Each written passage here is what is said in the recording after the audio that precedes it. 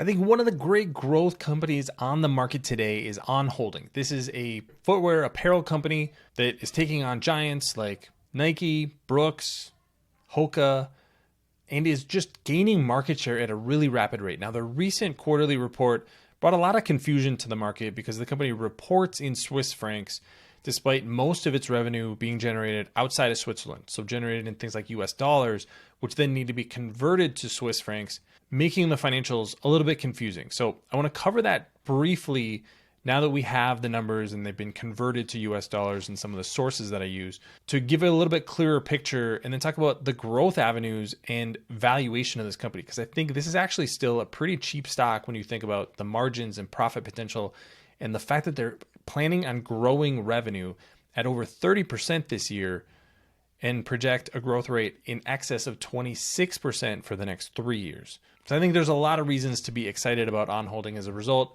My name's Travis Hoyam. Thanks for watching Asymmetric Investing. Please subscribe here on YouTube for all my content. And thanks to this video sponsor, The Motley Fool. If you go to fool.com/ASYM, they'll give you their top 10 stocks to buy right now.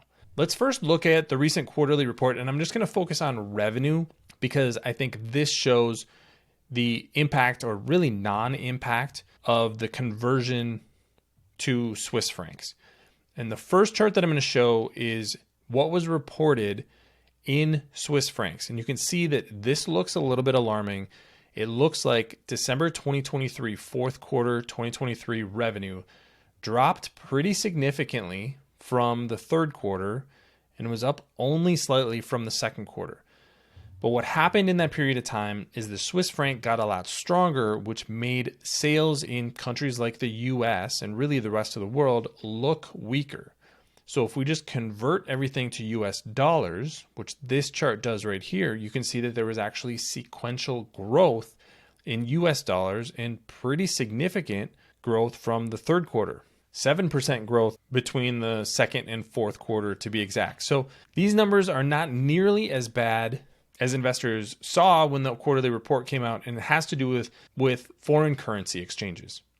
So this is one thing that makes it a little bit confusing to look at On Holding, but sometimes you need to wait a couple of days for companies like FinChat, which is what I use, to do the conversion from Swiss francs to US dollars. Now, from a growth perspective, I think there's a ton to be excited about for this company. This is a look at On's outlook for 2024. And what they said is they expect to achieve constant currency net sales growth of at least 30% for the full year of 2024. That is ahead of the compound annual growth rate that they're expecting of 26% through 2026. So things are going even better than those really high goals that they set at Investor Day in October of 2023. On top of that, what they said is they expect gross margins to be over 60%, and they've already hit that level. So they're already at really, really high gross margins. They're keeping their prices up. This is one of the things that I think we need to understand as investors is that On is trying to keep a premium price model and as a result, higher margins than competitors. And one of the ways that they do that is they control their inventory and their supply a little bit more than other companies might do. So they've reduced the number of doors that they have or stores that they're selling to. That way they can manage their inventory a little bit better, keep those prices up. They're also moving more sales to direct to consumer, where again, they're actually controlling the pricing and any potential discounting that would happen. So that was one of the reasons for some of the weakness from a sales perspective, because they're not selling into wholesale quite as much as they used to. But there's also reasons to be optimistic, not only about their core products, but also about new products like apparel. Thanks to our friends at The Motley Fool for sponsoring this video. Visit fool.com/ASYM for the top 10 stocks to buy right now.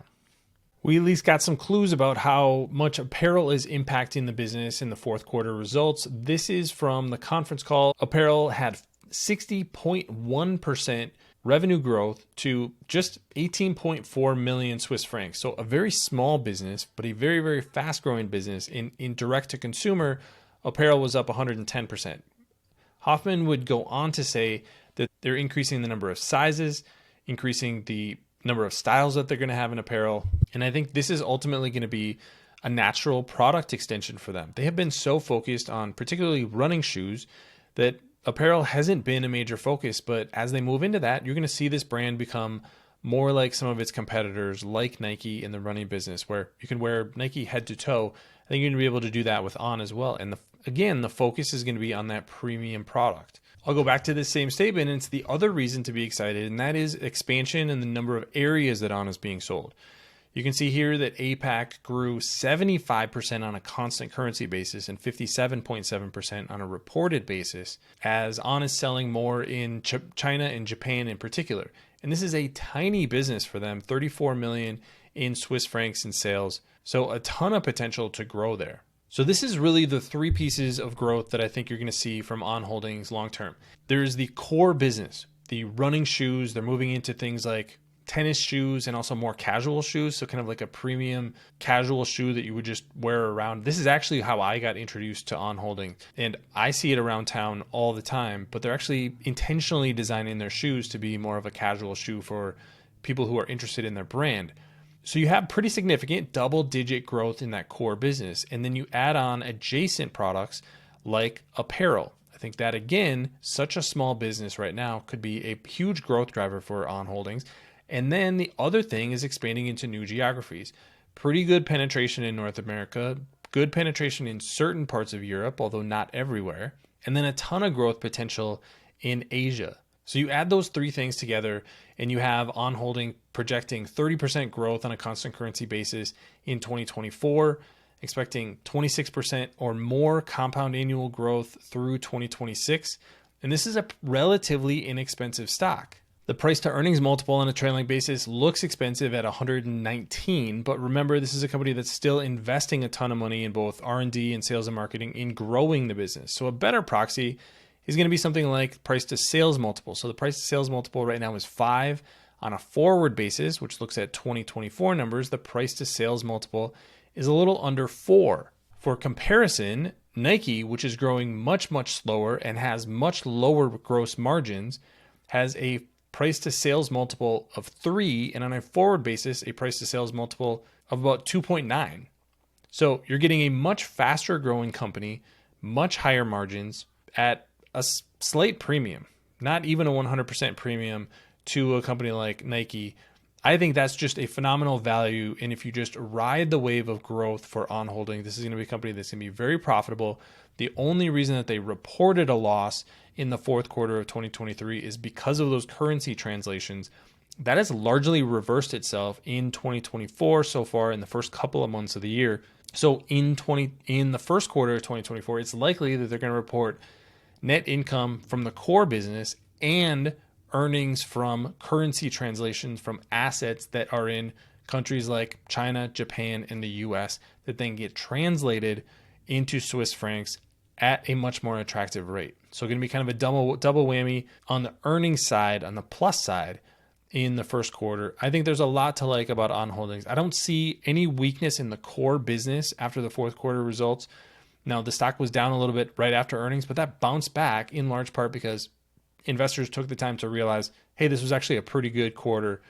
And the outlook for 2024 looks really phenomenal. So I think there's a lot to love about On Holding, still trading at a reasonable multiple. What do you think about the stock? Leave your comments in the comment section below. Don't forget to subscribe to Asymmetric Investing. Thanks for watching, everybody. See you here next time.